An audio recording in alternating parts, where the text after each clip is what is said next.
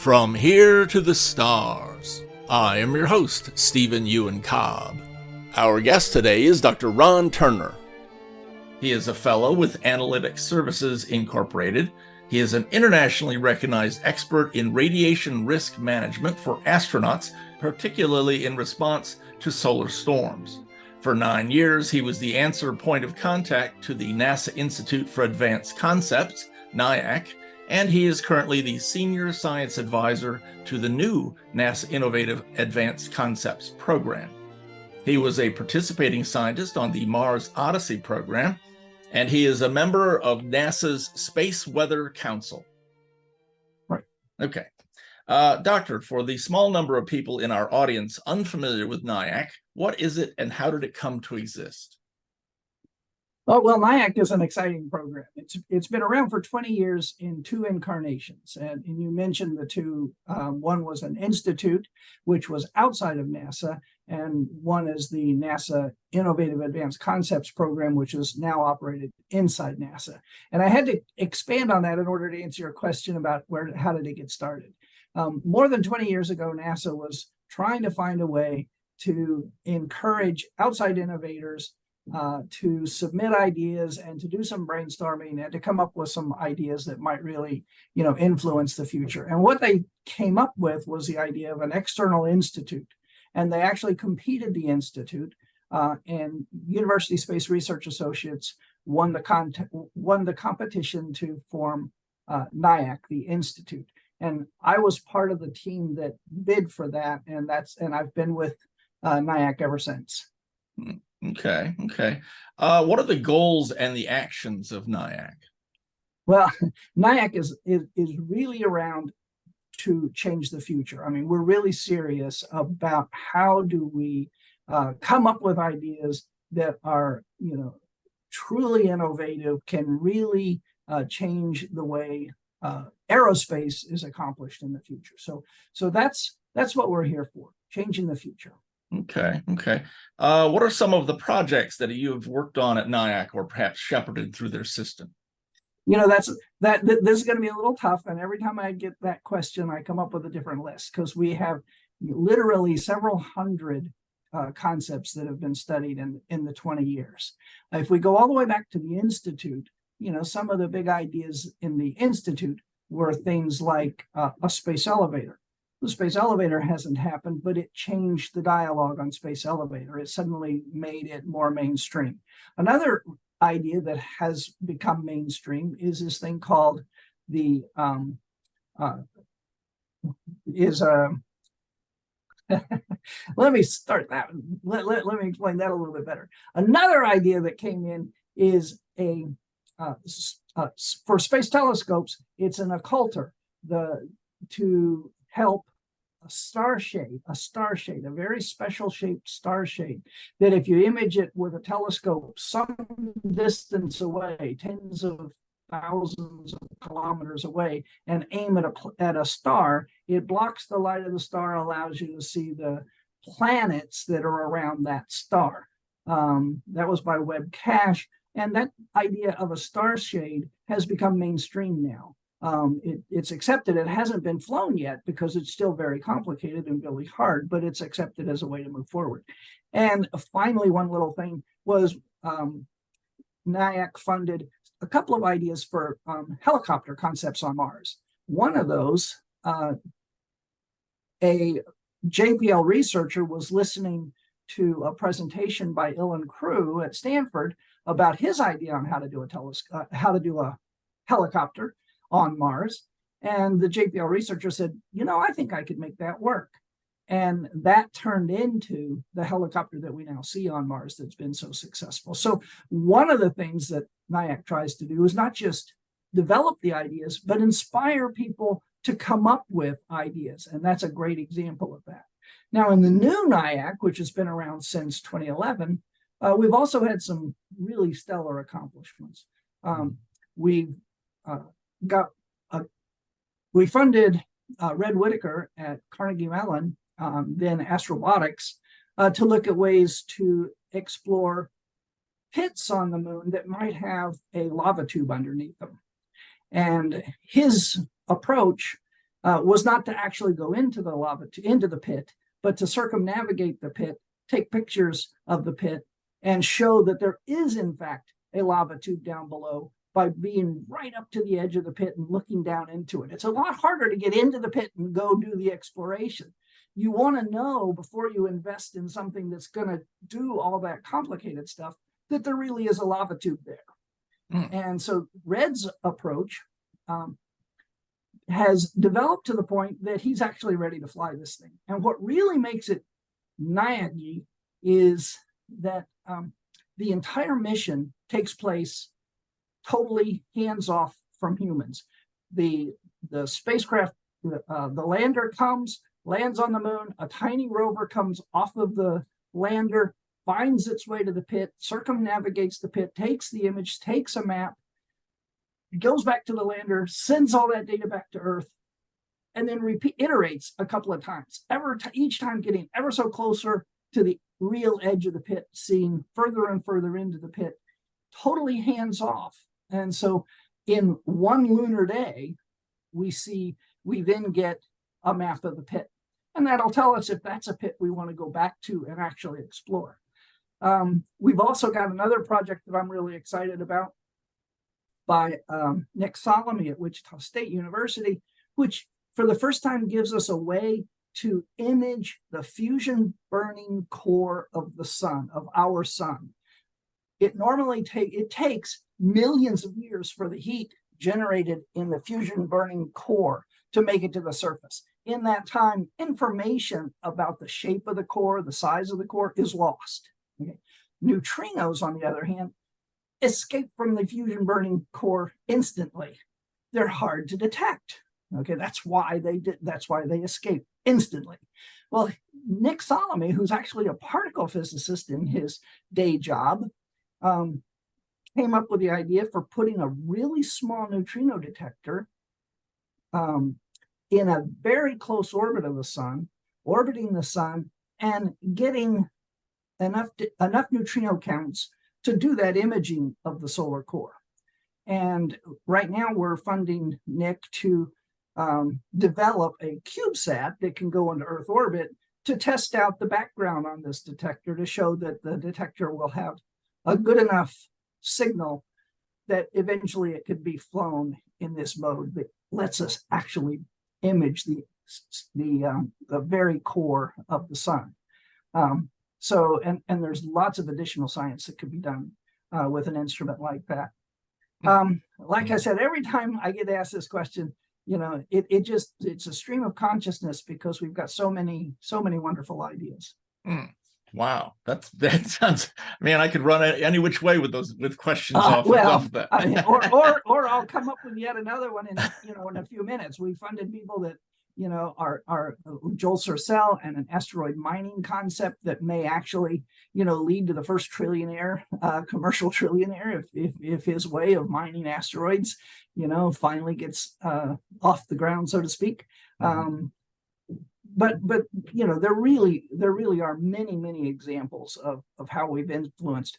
Breakthrough Starshot is a program that was born out of a NIAC study by Phil Lubin. Phil Lubin came up with a way of using a very large laser in Earth orbit to accelerate very tiny detectors on solar sails that could, in a reasonable length of time, get to a nearby star. And that same laser could then be turned around as an antenna to hear the signals that are coming back from a fleet of these little tiny satellites, these little tiny chipsats that have gotten to that nearby star. How would we know what star to go to? We funded this thing out of JPL, again, this one out of JPL, Slava Churyshchev, looking at solar gravitational lenses. And how do you use our sun as a lens to image a distant star and a planet around that distant star? And it was well known that gravitational lensing takes place. The Hubble telescope, the Webb telescope, they all use gravitational lensing to get information about targets of opportunity of distant stars. But that's a sort of a fluke of alignment that takes place. What Slava did was worked out in detail that has never been done before the mathematics of how you would actually process such a signal from a planet near a star in the distance. And now it's a matter of go do. Now the go do is hard because the telescope, which are only meter-sized telescopes that need to be used to make this solar gravitational lensing work, they have to be 400, 500, 600 AU, astronomical unit, 500 astronomical units away from the Earth in order to first start imaging these things. And they have to keep going because the image forms on a line between the Earth and that star. So again, you got me going on that's just the nature of NIAC is once you get going, and you start, the things start popping up. There's just so many wonderful things and so many wonderful people that I interact with. Well, one of my next questions was, what kind of ideas does NIAC program support? Well, that's a whole slew of examples. Oh, it's a lot. Yeah. Yeah, right.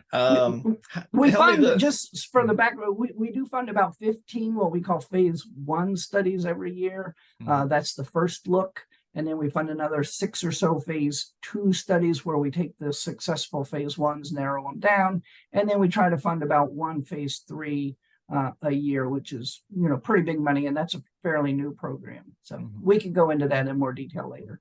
Over the life of the program, how many different projects have been funded? Do you know roughly? Yeah, I wish I was all set to look up that number, but well, just an approximation might be handy now. More than 100. Okay. And I think it's closer to 200. Okay. When we can probably get back to that, and I'll give you the exact answer. Okay, that's fine. There's been a change of names. You're currently the senior science advisor to the new NASA Innovative Advanced Concepts program. Is this simply a renaming of the same organization, or are there more dramatic changes? More dramatic changes in a way, and then not so dramatic in another way. The way I described it in the introduction, the original NIAC was an independent institute that worked separately from NASA. NASA could not actually compete for the studies in the original institute. It was managed by Bob Casanova, absolutely fabulous director for NIAC, ideal for the job. He was wonderful. Ran about 9 years,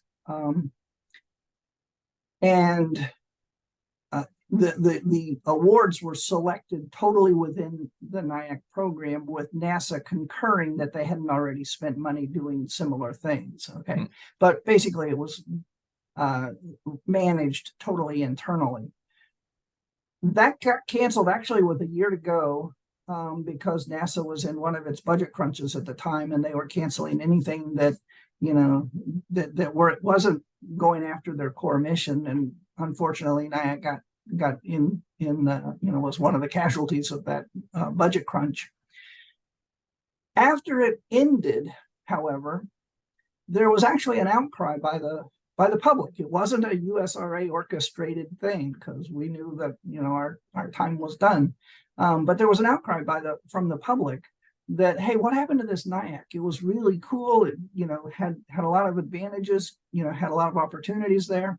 There was actually a National Research Council study, National Academy study, led in part by Bobby Braun, then at Georgia Tech, now at APL. But this is 12 years ago. There was a National Academy study on the value of NIAC to NASA. So can you imagine, a relatively tiny program getting the, interest of an entire Academy study? They came up with the recommendation that, yes, this was a fabulous program for NASA, had a lot of benefits for NASA, but they recommended some changes. One of the most obvious changes that they made was that it should be managed within NASA and it should allow NASA centers to compete for studies. So NASA took that at heart, and just a few years after the institute ended, they started the NASA Innovative Advanced Concepts, NIAC. And NASA pulled up some of the people that had been managing. They talked extensively to Bob Casanova. They worked with me. They brought me on board as a contract support to ensure that the new NIAC kept the flavor of the old NIAC. So in many ways, what we're doing now is totally consistent with what the Institute had done when it existed, separate from NASA. We're also happy to say that even though NASA was now allowed to bid, NASA and JPL were now allowed to bid, some people were afraid that that was going to skew the program toward NASA. But we select totally on the basis of, essentially on the basis of value and innovation. There's around the edges, NASA has a portfolio that they have to balance. So there's, maybe on the onesies or twosies, they say we have too many of one thing, maybe too many space transportations. Let's go down the list and pick a robotic or something. But by and large, it's been a third NASA, a third industry, and a third academia in the awards in the new NIAC. So we've got a very balanced portfolio. And again, that's the way the selection works out. Okay. Submitting one second. I do have an answer to your question. Okay, go ahead. The new NIAC alone has 200 phase ones, 80 phase twos.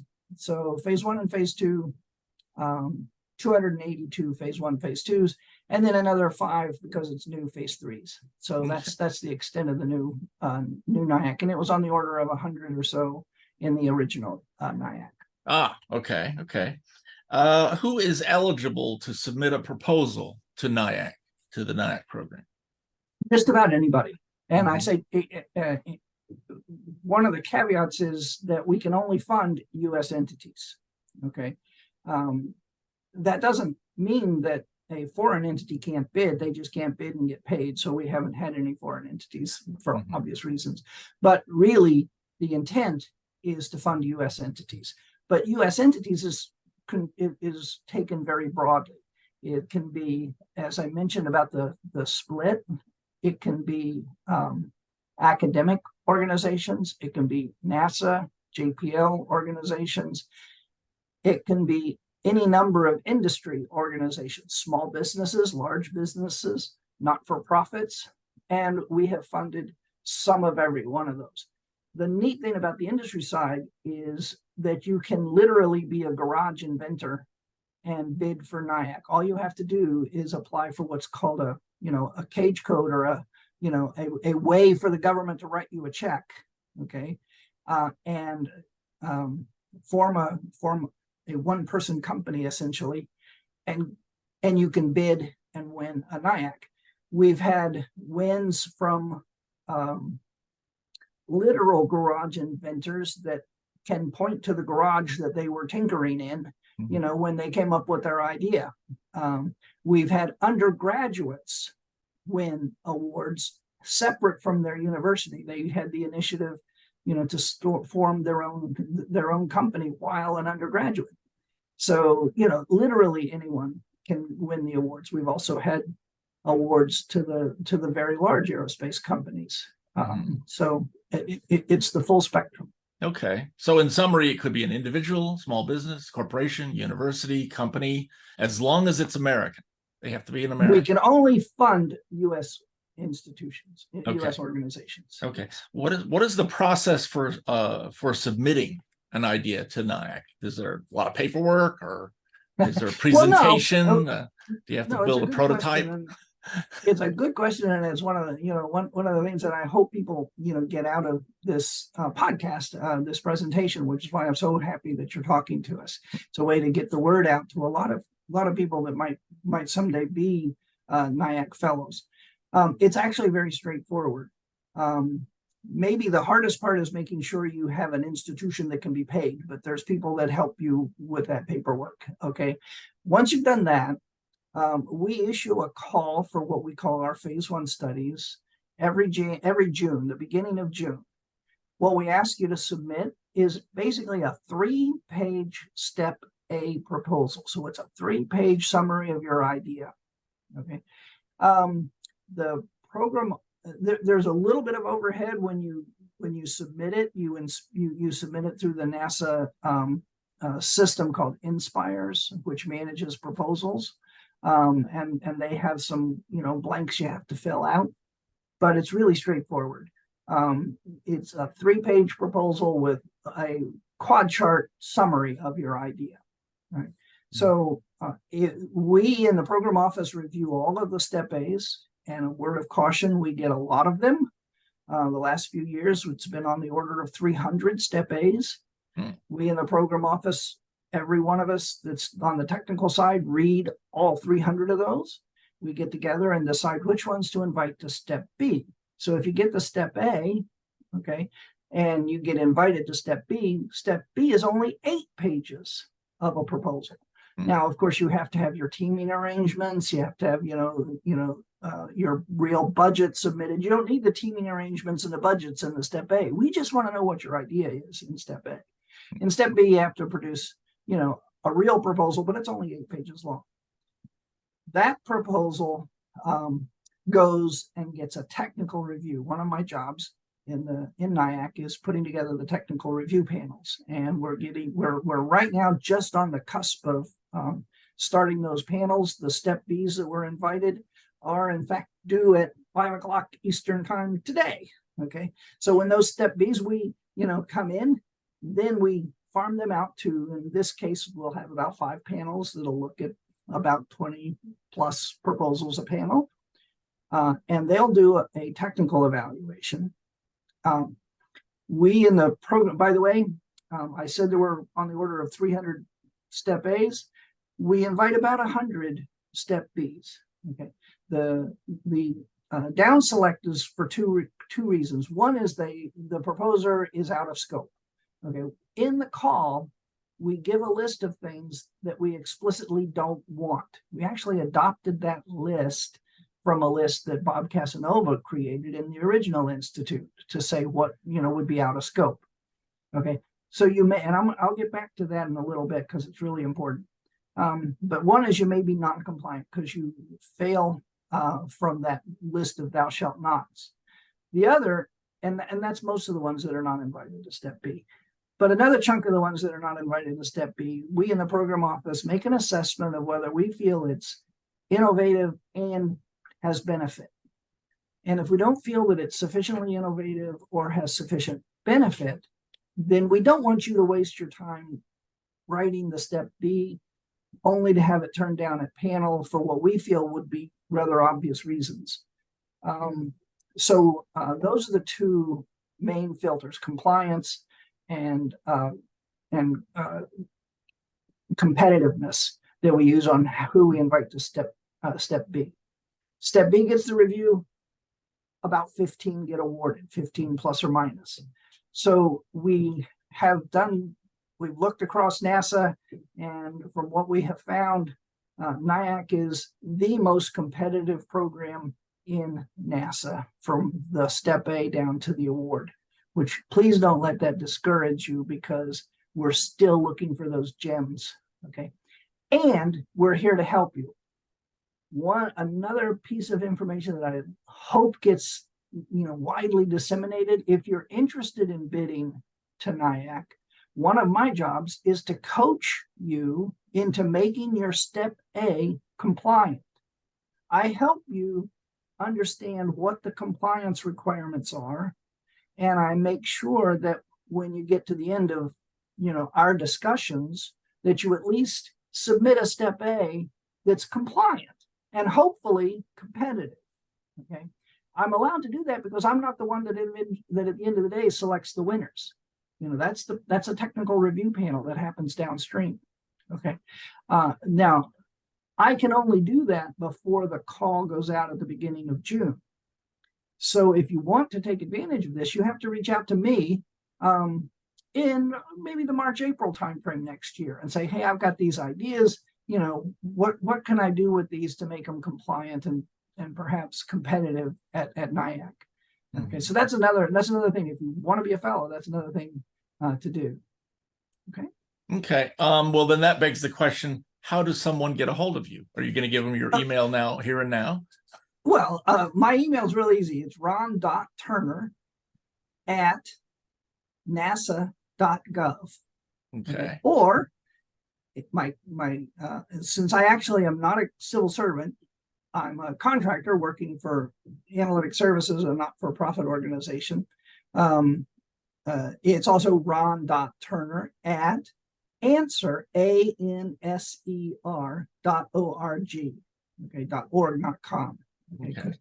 Okay. So and I'm open to emails. I love talking to innovative, creative people. So I'm, definitely do not hesitate to reach out if you've got an idea and you want to learn more about NIAC. I'm absolutely thrilled to do that. And speaking of hand-holding, are there any documents available online that people can kind of bone up a little bit and read up how to submit, how to format their submission? Sure, lots. One of the best ways to do it is to go on this Inspires page and type in NIAC, and don't limit yourself to open solicitations, but say show me some NIAC calls. If you have questions about how to do that, Inspires has a help desk that once you're at Inspires, you can find the number to the help desk. And ask them. I want some examples of previous calls for NIAC phase 1. We tweak the calls from year to year, but in general, if you can understand, if you just want to get a sense, you can go to those calls that are last year's, the years before, the current year. The current year, like I said, is just closing with the due date today. But those calls are basically what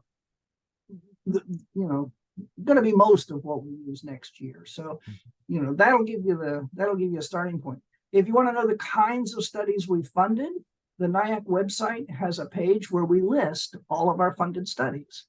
Many of those funded studies have links to the final reports that they produce. We try to put all of them on, but sometimes there's a lag in getting a final report posted.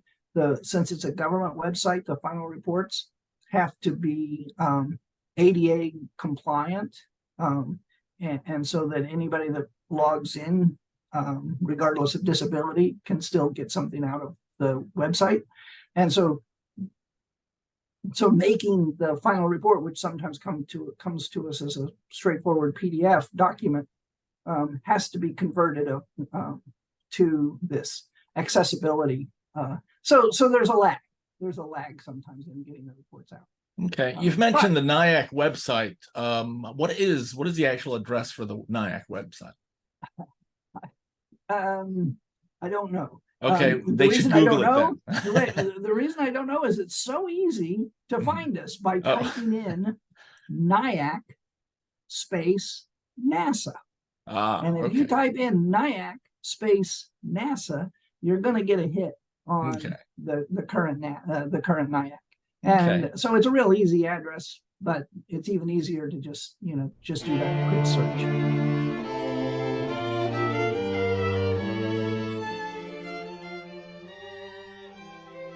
That was Dr. Ron Turner. This has been From Here to the Stars, a video series created by the Interstellar Research Group. The IRG is a non-profit organization dedicated to thoroughly exploring the science and engineering that can eventually open up the reality of interstellar travel. Join us October 12 to 15, 2025 in Austin, Texas for the Interstellar Research Group's 9th Interstellar Symposium. Learn more at irg.space. I have been your host, Stephen Euin Cobb. If you enjoyed this video, please hit the like button, and you can subscribe to our channel for other such videos. On behalf of all of us here at the Interstellar Research Group, I thank you.